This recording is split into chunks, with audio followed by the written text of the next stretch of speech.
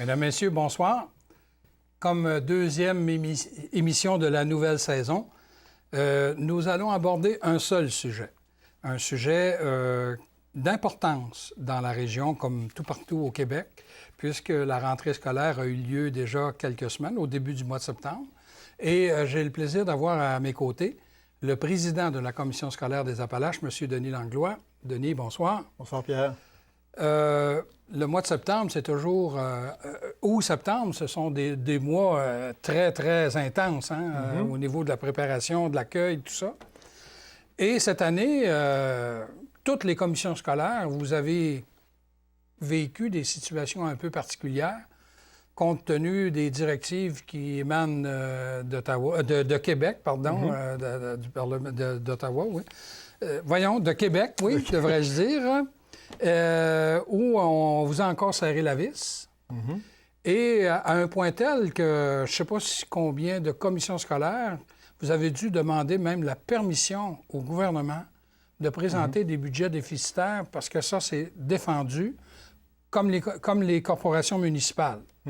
Les corporations municipales n'ont pas le droit de présenter des budgets déficitaires. Mais cette année, vous avez demandé la permission et vous l'avez obtenue. Oui, et puis il faut juste expliquer le pourquoi. Oui, bien c'est ça, oui. Allons-y. C'est que la valse des coupures, parce qu'on est là-dedans depuis quelques années, ça représente ici au-delà de 2,4 millions là, qui sont coupés au fil du temps.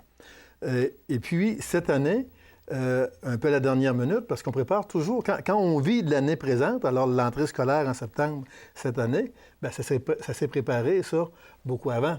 Alors, dès qu'on prend le mois de février, on commence à faire des budgets, on fait des plans d'effectifs, on regarde des clientèles qui vont arriver pour être sûr que tout le monde aura sa place dans des classes, que le personnel sera là. Donc, on prépare l'année à l'avance. Et lorsqu'on prépare ça, bien, on a à mettre le budget, hein, c'est de l'outil pour mettre tout ça en forme. Alors, quand tout ça a été fait, il nous est arrivé une annonce, une nouvelle coupure, de l'ordre de 822 000. Paf, comme ça. Ici? Ici, à Thetford. OK. À Thetford, dans la Commission scolaire des Appalaches. Alors, 822 000, les plans d'effectifs sont faits. Ça se fait avec des consultations. On ne fait pas ça comme ça, là. C'est fait avec des consultations, avec l'accord des gens, tel que prévu par la loi. Et on a une coupure qu'il faut appliquer maintenant de 822 000. Alors, cette coupure-là de 822 000, c'est appliquée en adoptant un budget, mais avec des réductions de dépenses, bien sûr, avec un manque à gagner, finalement, qui était de 260 000. Alors, c'est là qu'il y a eu une demande au ministère d'adopter un budget qui était un budget déficitaire, donc non en équilibre, tel que prévu par la loi, de 260 000. Avant d'avoir la réponse de ça, il se passe un peu de temps, hein? Avant d'avoir la réponse de ça, bien, on ne peut rien faire. On ne peut pas envoyer compte de taxes. C'est pour ça qu'il y a eu un retard dans l'envoi des comptes de taxes cette année. C'est qu'il faut avoir l'autorisation du ministre, c'est pas automatique, pour que le budget soit déficitaire.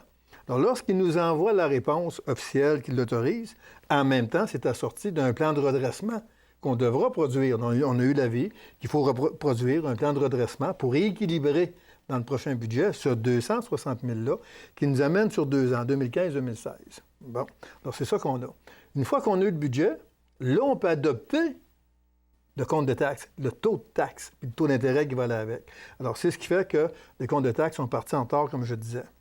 Habituellement, le compte de taxes nous parvient au mois d'août? Ça part, ça, à quelque part au mois de juillet. Au mois de juillet, ça part quelque part au mois de juillet, puis ça arrive fin juillet, début août chez les gens. Mais là, moi, je l'ai reçu dans la première semaine de septembre. Comme tout le monde. Ah, comme tout le monde, OK. Je sais pas, toi, Pierre, si tu as eu une surprise en voyant ton compte de taxes, mais nous... Non. Non? Je m'attendais à pire. Non, c'était un écart très, très minime. OK. Alors, le compte de taxes, on est au maximum, hein, à cause des rôles d'évaluation. C'est le taux maximal de taxes. Alors, c'est 35 sous du 100 $, moins une réduction que le ministère applique, qui est de 50 %, donc 1,4 million, qui est retourné aux gens. Fait que le 35 sous devient cette année, contrairement à l'année passée, 30,8 au lieu de 30,6 l'année antérieure. Ah bon? Alors, okay. il y a un léger écart de 0,70. Alors, c'est ça l'écart. Alors, c'est très minime, mais les gens vont peut-être voir, s'ils comparent le compte de taxes de cette année, au net, avec celui de l'année antérieure, une variation plus importante que celle-là, parce que les rôles d'évaluation sont refaits aux 3 ans dans les municipalités. Alors, ceux qui vivent un nouveau rôle d'évaluation... La maison ne diminue pas de valeur. Et voilà, la maison qui était à 150 000, qui devient 170 000. L'année passée, la personne payait la taxe sur 150 000. Cette année, il le payera sur 170 000. Donc, le 30,8 sous suit ce 20 000 d'écart-là aussi. OK. Alors que les corporations municipales, eux autres, ils vont, s'ils voulaient garder le même revenu, puis avec les mêmes dépenses que l'année dernière, mais si le rôle a augmenté, c'est une règle de 3, ils vont baisser le taux en fonction de l'augmentation de l'assiette fiscale, ce qui fait qu'on pourrait, à la rigueur, payer le même montant. Oui, avec la médiane, là. Oui, c'est ça. Exact. Bon. Bien, moi, tu me poses la question, je te dis, ça a eu une légère augmentation. Okay. Alors, une légère augmentation, et puis là où ça vient blesser, cette histoire-là, c'est que même l'augmentation ne donne pas un sou de plus à la commission scolaire. Pas du tout. Parce que c'est un système de péréquation. Alors, on n'a pas assez de revenus de taxes total sur notre territoire pour combler le revenu minimal qu'on aurait besoin de taxes, c'est d'ordre de 12 millions. Alors, on en reçoit environ 11 millions. La différence est comblée par de la péréquation. Alors, lorsqu'on a plus de taxes, on a moins de péréquation. Celui qui sauve de l'argent, c'est le ministère. C'est là qui sauve de l'argent. Okay. C'est pas ça, on n'a pas plus. Puis en même temps, les gens payent un peu plus cher, moins de services. Moins de services parce que cette coupe-là de 822 000, ce que ça a pour effet, c'est que dans le 822 000, il y en a 416 000 qui étaient des services directs aux élèves. Ça fait longtemps qu'on dit au ministère, arrêtez de couper, on est rendu à l'élève, arrêtez de couper. L'éducation est une priorité. Oui, mais dans les budgets, on ne le retrouve pas. 822 000, dont 416 000 en service à l'élève, puis il y en a 400 000, si je fais des chiffrons, qui sont au niveau administratif. Dans le 416 000 aux élèves, cette année, pour essayer de sauver un peu, on a coupé, nous autres, 392 000 du 416 000. C'est sûr qu'il y a de moins en service à l'élève. 392 000. Alors, on commence à trouver ça pas mal moins drôle, là. Puis ça touche quel genre de service? Oui. Bien, entre autres, parce qu'il faut faire des choix qui ne sont pas toujours faciles. Est-ce qu'on va couper le lait qu'on donne aux enfants? Tu sais, on serait rendu quasiment ça, là, ça n'a pas de sens. Donc, on fait des choix, puis ils ne sont pas plus drôles. L'aide aux devoirs. Alors, dans les écoles, il y a de l'aide aux devoirs. Ça a été coupé. Il y a les mesures d'appui à la lecture. Il parle beaucoup des livres, on a vu ça beaucoup. Bien là, le ministre s'est mis les 2 pieds dans la bouche, mais même pas un, mais 2. Oui, alors... il a dit la pire connerie qu'il ne pouvait pas dire. Là. Il nous a écrit d'ailleurs là-dessus à dire, bon, je vous ai coupé là, sur les livres et maintenant, remettez de l'argent quand même là-dedans. Le principe, c'est que de la façon que ça fonctionnait avant, je vais essayer d'être simple qu'on suive, là. C'est des budgets par enveloppe. Il y a une mesure qui est pour l'aide aux élèves. Okay? C'est super aux élèves. Chaque ministre qui passait, au fil du temps, il y en a passé plusieurs, voulait laisser sa marque. Alors, pour un ministre, ce qui est important, c'est l'aide aux devoirs. Il mettait de l'argent là-dedans, qu'on appelait des mesures ciblées. Alors, je mets dans la province 2 millions, il faut que le 2 millions soit dépensé dans de l'aide aux devoirs. OK. Un autre ministre passait et disait, ah, moi, c'est la violence. Moi, c'est important de contrer la violence et l'intimidation. Alors, je débloque un budget, j'envoie ça dans les commissions scolaires, vous avez un montant X, il faut que ce soit dépensé dans la violence, et ainsi de suite. Ça a fait plein de petites mesures comme ça au fil du temps. Puis, on ne pouvait pas les dépenser autrement que là où c'était. Ouais. Des écoles nous disaient, des écoles primaires, par exemple, bien, moi, l'aide aux devoirs, oui, c'est important, mais j'ai pas beaucoup d'élèves qui en auraient besoin. Mais pour l'intimidation et la violence, ça, j'aurais plus de besoin là, que je pourrais transférer mon argent pour la mettre là. C'est moi qui est le plus proche de l'action, c'est moi qui le sais. Mais non, c'est un silo non transférable. L'argent devait être dépensé là. La nouveauté, c'est que cette année, c'est dans une enveloppe globale. On a tout mis ça qui était séparé dans la même enveloppe, de 416 000, puis on dit maintenant, coupez là-dedans. Les livres sont dans ça. Alors, il a coupé aussi dans les livres. Puis à chaque fois que le ministère mettait de l'argent dans les livres, il mettait 9 $ par élève, puis il fallait en mettre, nous autres, 7. Si je recule depuis les 5 dernières années, ça veut dire qu'il se mettait 80 000 $ par année à la Commission scolaire des Appalaches dans l'achat de livres. Cette année, ça va être 22 000 ou 23 000 $. C'est 4 fois moins, ça. Parce que le ministère l'a coupé. Là, il vient nous dire, bien là, mais là, rachetez des livres. Alors que c'était pas important. C'est sûr que c'est important, des livres. Heureusement, on en a acheté plusieurs dans les années qui ont passé, mais les bibliothèques ne sont jamais assez garnies. Puis des nouveautés, il y en arrive, puis les gens ont besoin d'avoir ces nouveautés-là. Donc, c'est essentiel que les jeunes ait quelque chose pour lire. C'est ce Mais qu'ils peuvent lire ailleurs. après s'être mis les deux pieds dans la bouche, là, puis il s'est rendu compte qu'il avait dit une connerie, là, il a essayé de revenir en disant, bien là, j'encourage les commissions scolaires à acheter des livres, mais là, vos budgets sont bloqués, vous autres, là? Et voilà. Ça, c'est une bourde, effectivement, c'est une erreur du ministre. Ce qu'il a voulu dire, il n'y a pas un élève qui va mourir de ne pas lire. Je pense que tout le monde peut comprendre ça. Hein? Entre deux mots, tu prends celui qui est le moins pire. C'est ça qu'il voulait dire. Mais un politicien ne peut pas dire une affaire comme ça. Il n'y a pas un élève qui va mourir parce qu'il ne lit pas, puis c'est pas important les livres. Voyons, c'est important les livres. Surtout un politicien ne peut pas l'exprimer de cette façon-là. Mais on comprend ce qu'il a voulu dire. À mon avis, il y avait seulement qu'à se reprendre, à s'excuser sur la façon qu'il l'avait sorti, et c'était réglé. Mais non. Il en rajoute, et maintenant, ils vont obliger à racheter des livres, alors que nos budgets, comme tu dis, ont été acceptés. Alors, au mois d'août, à la fin août, ces budgets-là ont été acceptés, puis que les comptes de taxes partent. À chaque semaine que les comptes de taxes ne partaient pas, le revenu d'argent, on ne l'a pas, donc le revenu d'intérêt non plus. Comme on n'a pas d'argent et pas d'intérêt, ça représente 3 000 $ par semaine.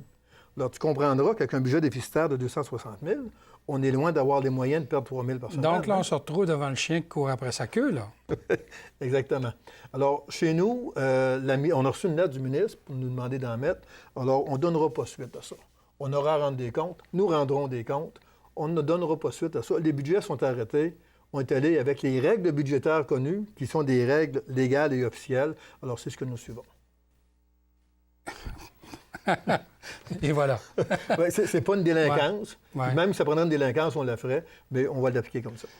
Mais si j'ai bien compris, dans le 416 000 là, sur l'ensemble de la coupure de 822 000 additionnelle, vous touchez aux élèves. Oui, on touche aux élèves. Vous touchez aux élèves. Donc, quand on se fait dire là, par les gouvernements, par le ministre, oh, non, la priorité, comme tu dis, on ne touche pas aux élèves, là.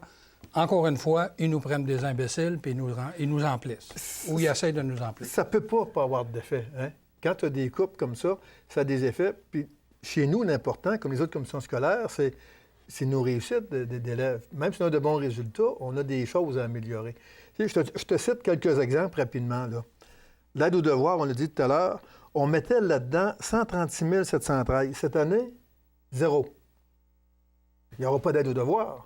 Là, vous allez me dire, mais là, qui ne donne plus de devoirs. Qui ne donne plus de devoirs, ça va bien aller. Il y avait 136 000 là-dedans. C'est pas pour le fun que c'était là-dedans. Ouais. Il y avait des besoins aussi. D'écoles en forme et en santé, on a maintenu 24 000. Des plans de lecture à l'école, notre 43 000 qu'on mettait, nous autres, puis l'école qu'on mettait, nous autres, 35 000, et puis le ministère, 43 000. Cette année, ce qu'il va y avoir, là, c'est 21 500. Au total. Alors, on est loin du 78 000, là. Hein? Ça va être 21 500 qu'il va y avoir. Au niveau de la violence à l'école, pour contrer la violence à l'école et l'intimidation, on mettait 21 400 là-dedans. Cette année, 0. Ça ne veut pas dire que la violence va arrêter et l'intimidation. Hein? Tu sais, faire autrement, faire autre chose, il y a ses limites aussi à ça. Hein?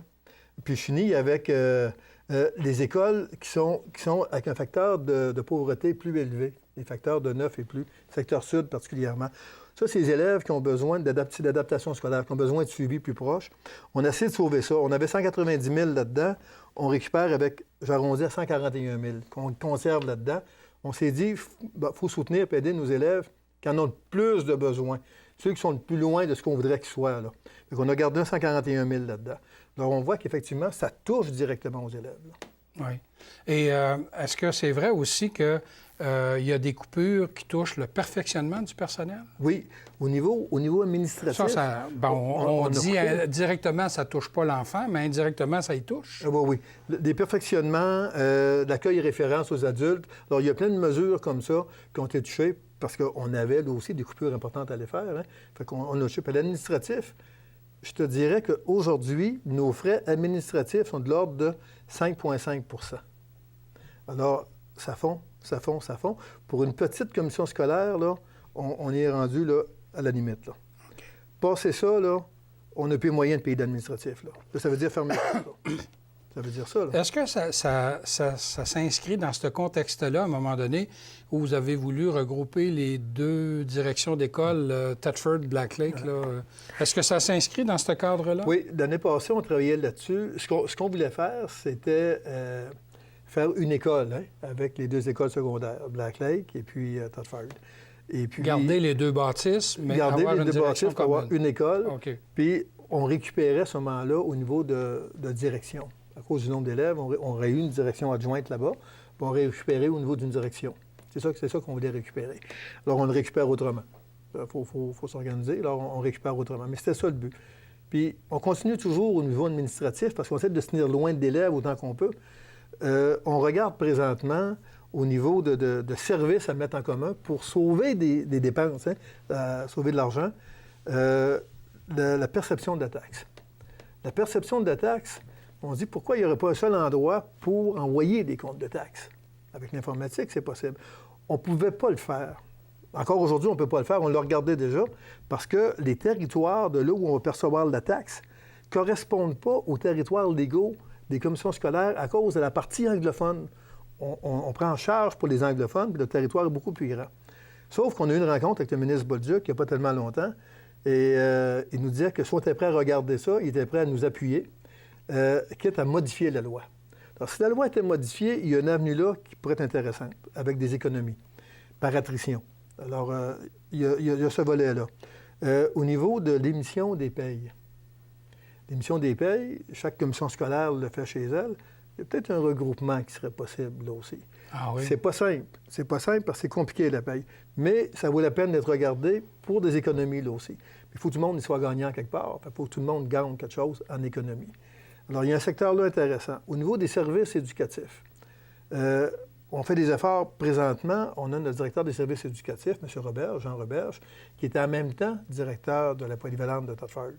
Donc, il combine 2 chapeaux avec de l'aide, bien sûr, mais il combine 2 chapeaux. C'est temporaire. Pour avoir le temps de se faire une tête bien précise. Il y a eu un rapport qui est sorti, le rapport des experts, qui avait été commandé par le gouvernement du Parti québécois. Et puis, ce rapport-là a été livré. Il y a plein de recommandations là-dedans, dont une recommandation qui est de décentraliser davantage les services éducatifs. Bon, il y a une piste, là. Je ne te dis pas que c'est la piste, mais il y a une piste, là, qu'on veut explorer pour regarder comment est-ce qu'on pourrait faire autrement avec nos services éducatifs pour, là aussi, faire des économies, couper les dépenses. Alors, c'est des secteurs où on regarde. Il y en a d'autres aussi qui sont à l'agenda, qu'on regarde. C'est peut-être pas tout prometteur, mais au moins, on les regarde pour voir est-ce qu'on pourrait le faire autrement en gardant nos lieux de décision ici et faire en sorte que l'élève dans la classe, il n'y en verra pas de différence, parce que c'est administratif. Est-ce que c'est possible, à un moment donné, quand on parle de regroupement de services, que ça pourrait se faire d'une commission scolaire avec les corporations municipales ou des choses du genre? Au niveau des comptes de taxes, par exemple. Oui. C'est possible de le faire.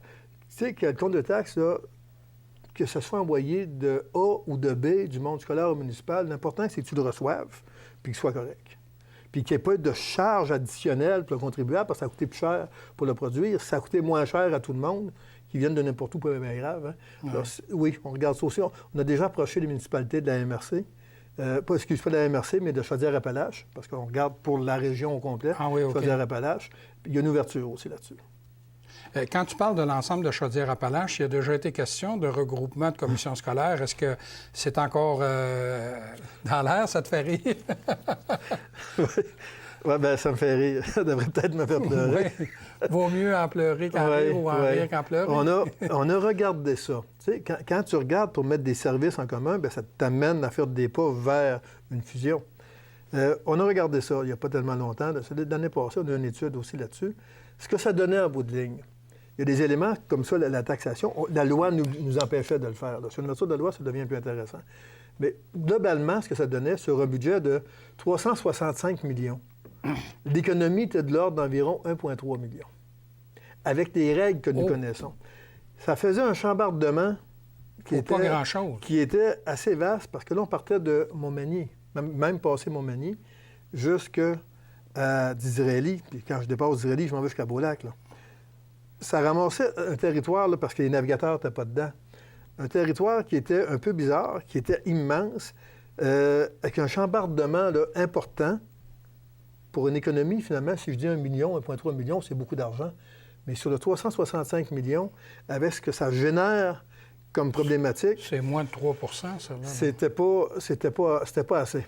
C'était pas assez. C'est 0,3. C'était pas assez, là.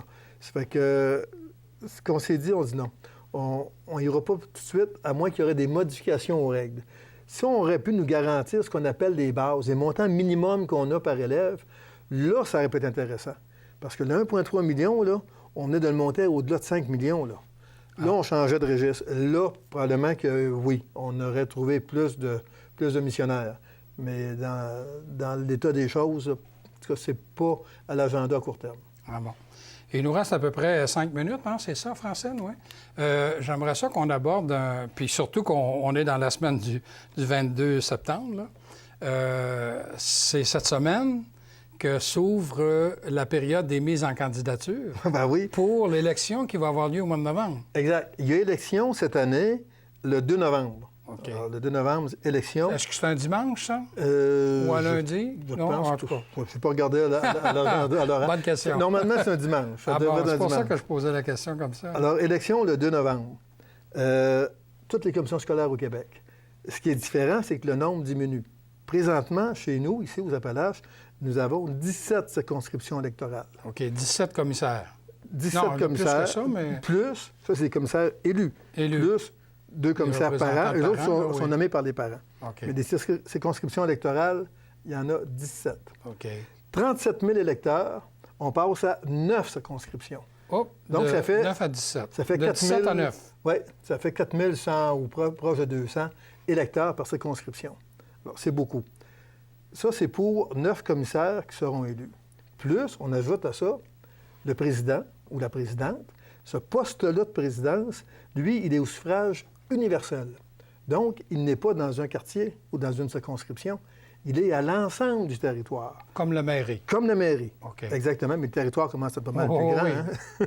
Alors, le poste de présidence, donc, on est rendu à 10, 9 commissaires, un président, plus, on ajoute à ça 3 parents, 3 commissaires par an qui seront encore élus par les parents.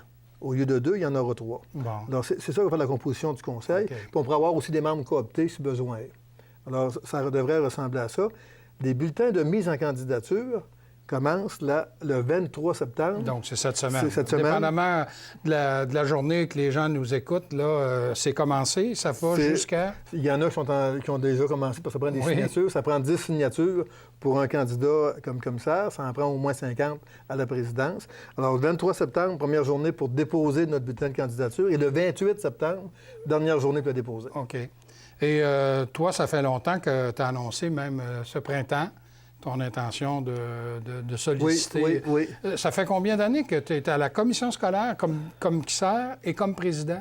OK. Moi, je suis arrivé à la commission scolaire en 1984. Donc, ça Alors, fait 30 ans. Ça fait 30 ans. Et puis, comme président, ça doit faire 26 ans que je Ah, suis mon Dieu, président. oui. Oui. Donc, c'est pour la paye là, que tu vas là. C'est toi. surtout pour la paye. La paye, puis en plus, les conditions d'exercice ne seront pas modifiées. Alors, on l'a appris. Le Conseil du Trésor a gelé ça. Alors, on pensait que l'enveloppe globale qu'on avait pour le nombre de commissaires que nous avons, qui était de 19 avec les parents, serait répartie au nombre moins élevé de commissaires, qui serait de 14. Ouais. Non. Le montant va diminuer. Il n'y a pas d'augmentation. Les commissaires bon, vont avoir OK. des charges additionnelles dans des dossiers plus complexes, pas une scène de plus. Le commissaire, ça doit gagner autour de 5 500 autour. Mettons, faisons chiffron à 6 000 par année pour les réunions qu'il a. Il y a une réunion tous les derniers mardis du mois, plus un plénier, donc 2 réunions par mois, et parfois, il y a différents comités où il siège. Oui. Fait que c'est minimalement 2 réunions par mois. Bon. Les dossiers sont pas simples. Avec les coupures qu'on vit là, je me suis questionné, Pierre, sérieusement, est-ce que est-ce que j'y retourne? J'y retourne pas. Alors, oui, j'ai le goût d'y retourner parce que ce qui s'en vient est loin d'être drôle. Et puis, la Commission scolaire des Appalaches, je ne veux pas être défaitiste, mais aura besoin de veiller très sérieusement au grain parce que c'est difficile. On a vu le contexte budgétaire tout à l'heure. On a un plan de redressement. Il y a encore des choix qui vont être douloureux parce qu'on nous annonce beaucoup d'austérité dans les finances publiques. Alors, le prochain budget provincial qui sera déposé, je pense que ça ne sera pas mieux que ce qu'on a eu cette année. Encore des coupures. Et puis là, on se demande vraiment où couper, là. Parce que, on va dire, là, on est rendu là, à couper, comme je disais tout à l'heure, dans le lait école des élèves, là. Puis le coup d'après, c'était bien dans les boîtes à lunch. Ça n'a comme pas de bon sens, là. Il faut réagir à ça, puis il faut veiller au grain. Alors, oui, je retourne, mais en me disant que l'expérience va servir, là. Oui. Oui. Parce que sans ça, je veux dire, à quoi va servir l'expérience que tu as acquise là si tu t'en sers pas là, au moment où... Oui. Parce que là, comme tu dis, il y a des choses, là. Vous avez un minimum, puis là, vous l'avez atteint, vous ne pouvez pas aller en bas de ça, là. Là, je pense qu'on est rendu à l'ère de discussion et négociation avec d'autres commissions scolaires, avec du monde municipal, pour mettre des services en commun. On en est rendu là. Donc, on rappelle, s'il y a lieu, si c'est nécessaire, la journée du scrutin sera le 2 novembre. Le 2 novembre. Et là, les mises en candidature, c'est cette semaine, dépendamment quand ils nous écoutent. Donc, du 23 au 28 septembre. Et on dépose les mises en candidature à quel endroit? Le président d'élection, c'est M. Michel Aymon. Ah oui? Et ses bureaux sont à la polyvalente de Black Lake. OK. En entrant à l'entrée principale, OK. c'est indiqué président d'élection. Là. Et pour se procurer des formulaires, ça doit être aussi simple que ça. Donc, il c'est est la là. polyvalente de Black Lake, le plus simple à aller, d'aller demander à M. Aymon. Exact. Bon. Mais lui, il est habitué dans le domaine électoral, là, Michel. Hein? C'est que Je pense que oui. Je pense que c'est pour ça qu'il est là. Exact. Donc, lui, le 28, il va déclarer élu ou en élection les différents candidats qui seront présentés, manifestés. Absolument, c'est ça. Alors, de 28 à 5 heures, s'il y a un candidat qui est seul dans une circonscription, alors il deviendra élu par acclamation. S'ils sont plus qu'un, bien, il y aura élection. OK. Et à la présidence, c'est universel et non pas les commissaires qui s'élisent un président entre eux. C'est ça, c'est la nouveauté. Alors, Denis, merci beaucoup. Ça fait plaisir. Et vous, je vous invite à nous revenir la semaine prochaine.